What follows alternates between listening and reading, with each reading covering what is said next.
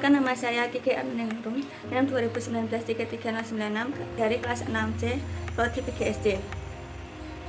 Kali ini saya akan menyampaikan sedikit informasi tentang masalah-masalah global yang dalam kaitannya dengan kepentingan nasional. Dari sekian jumlah negara di dunia ini, kita membedakan negara-negara yang terbelakang, sedang berkembang, dan negara-negara maju.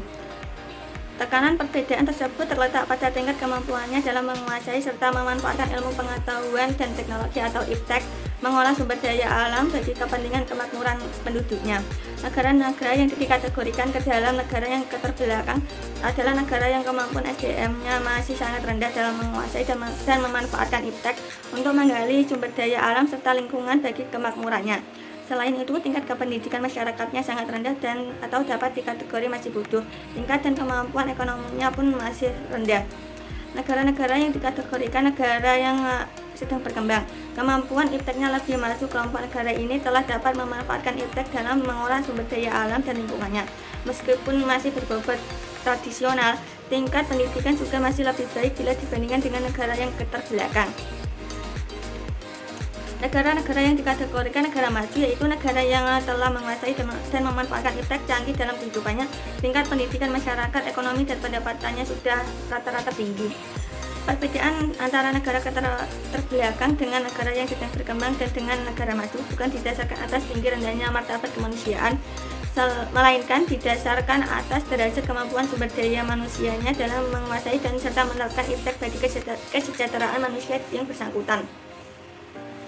Perbedaan antara individu, masyarakat, dan bangsa dan negara memiliki kekuasaan atau kekuatan dengan individu, masyarakat, bangsa, dan negara yang lemahnya tidak dilandasi dengan kesadaran bahwa manusia di hadapan Tuhan itu derajatnya sama, akan menimbulkan konflik yang membahayakan perdamaian.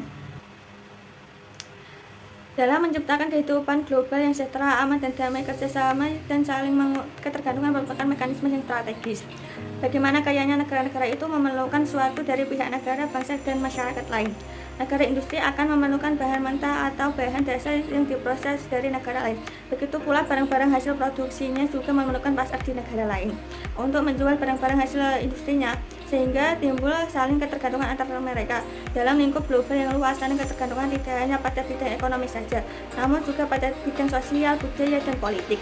Saling ketergantungan dalam bidang-bidang kesehatan, kedokteran, keluarga berencana, olahraga, kesenian, ilmu pengetahuan, teknologi, pemerintahan, kedaulatan rakyat, dan seterusnya, menjadi tuntutan bagi terciptanya masyarakat global yang selaras, serasi, dan seimbang.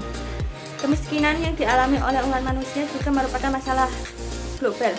Kontak antara manusia baik secara langsung maupun tidak langsung melalui berbagai media informasi juga meningkatkan aspirasi penduduk terhadap kebutuhan hidup non-ekonomi yang antara lain meliputi pendidikan, kesehatan, kesenian, rekreasi, dan sebangsanya.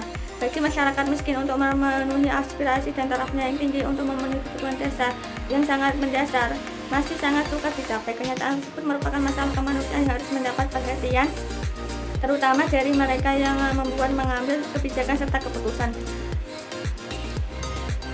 Ditinjau dari pertumbuhan dan perkembangan penduduk dengan segala kebutuhan serta aspirasinya, pergeseran nilai, norma, dan peraturan merupakan hal yang wajar. Oleh karena itu, peninjauan, pengembangan, dan perubahan peraturan hukum serta perundang-undangan merupakan upaya yang wajar dalam mengakomodasi pertumbuhan dan perkembangan tadi. Dalam kenyataan hidup, terutama yang dialami oleh anggota masyarakat lapisan bawah yang lemah, sangat sukar untuk mendapatkan pengakuan dan pelayanan yang hamnya secara wajar. Pihak yang kuat dan berkuasa tidak jarang melakukan pelanggaran HAM terhadap mereka yang lemah, baik pada tingkat perorangan, tingkat kelompok, bangsa, maupun negara. Untuk mengatasi pelanggaran HAM tersebut harus dimulai dari tiap individu masing-masing, saling menghayati benar hak dan kewajiban diri sendiri serta hak dan kewajiban orang lain. Salah satu nilai yang harus melekat pada diri kita yaitu kemandirian.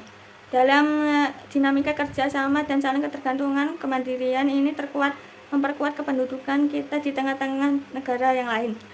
Kemandirian merupakan suatu internal yang menjaga diri dari pendiktaian permainan pihak lain yang bermaksud mencari keuntungan dari kelemahan kita. Manusia selaku individu, keluarga, dan masyarakat dan bangsa selalu memiliki keterbatasan meskipun termasuk ke dalam kelompok serba ada atau kaya. Oleh karena itu, kerjasama dan saling ketergantungan menjadi tuntutan yang wajar dalam kehidupan bermasyarakat. Terutama dalam kehidupan global. Namun demikian, jati diri dan kemandirian menjadi landasan yang harus melekat pada tiap diri manusia, baik secara individu, keluarga, dan masyarakat maupun sebagai bangsa serta warga dunia. Terima kasih. Sedikit informasi yang saya sampaikan. Wassalamualaikum warahmatullahi wabarakatuh.